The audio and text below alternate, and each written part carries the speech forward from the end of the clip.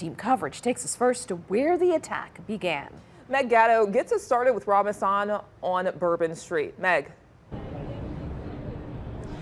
Well, Lauren and Liz, it's unbelievable to think that just yesterday, this was the scene of such incredible carnage here on Bourbon Street. Rob and I are positioned in the beginning of Bourbon, right at the intersection of Bourbon and Canal.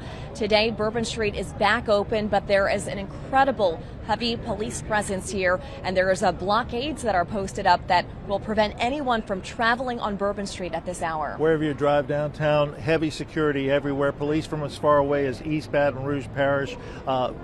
Poydras Street all the way closed down from Claiborne to the riverfront. Heavy security presence here on Canal Street. And if you look behind us, you see these new temporary barriers that have been brought in to block any vehicle from coming down Canal Street. There's not only a barrier in the middle of Bourbon Street, there's also been barricades put up on the sidewalks to prevent anyone from driving onto the sidewalk, as the suspect did yesterday when he was able to commit this act. In addition to the blockades, there's a memorial that's been set up for the victims. A makeshift memorial, if you will. 14 yellow roses for the 14 victims of this attack, the people who perished. People have been coming by this afternoon as we've been here crying, paying their respects, and honoring the people who died. Now, the FBI say they believe the suspect declared his support for ISIS over the summer. Agents say they've gotten hundreds of tips from the public, and they're asking for even more. Rob, I know you were able to go to the press conference today with the FBI to get more details about the investigation. Right, and the FBI painting the most complete picture to date yet of the terrorist suspect, Shamsuddin Jabbar. They say he told his friends he intended to move to New Orleans to take an IT job just hours before he sped down Bourbon Street here, killing 14 people. The FBI confirms that Shamsuddin Jabbar stayed at an Airbnb in the 1300 block of Mandeville Street, with video showing him loading his truck just prior to the Bourbon Street attack.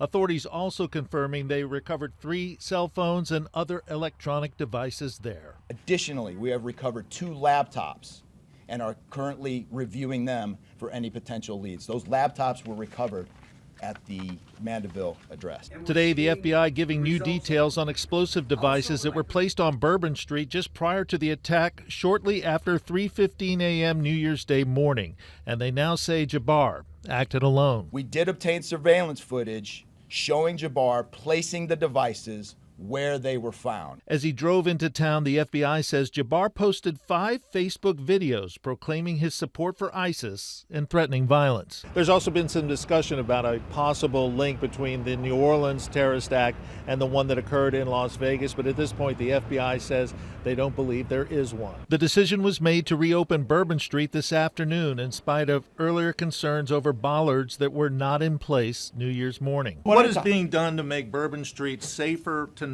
than it was New Year's Eve? Are temporary bollards being brought in to block off the street, and why weren't those used on New Year's Eve? Nothing is 100%. We have reinforced the area. We have deployed some additional types of assets.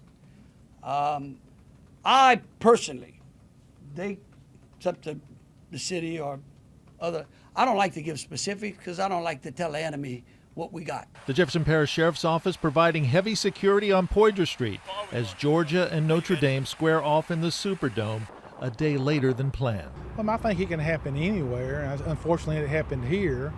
But I think New Orleans and the federal government's taking the right precautions by bringing in National Guard and everything, extra police.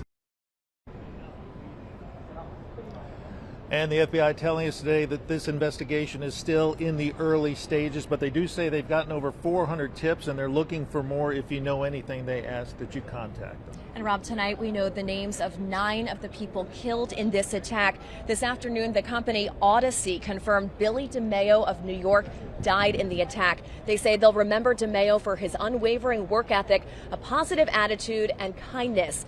The other victims include 18-year-old Nikira Dido from Mississippi, celebrating New Year's in New Orleans, 37-year-old Reggie Hunter, a father of 2 from Baton Rouge, 28-year-old Tiger Besh of Lafayette, a former Princeton University football star and graduate, Kareem Badawi, a recent graduate of Episcopal High School in Baton Rouge, and former Archbishop Shaw High School student Hubert Gothrow.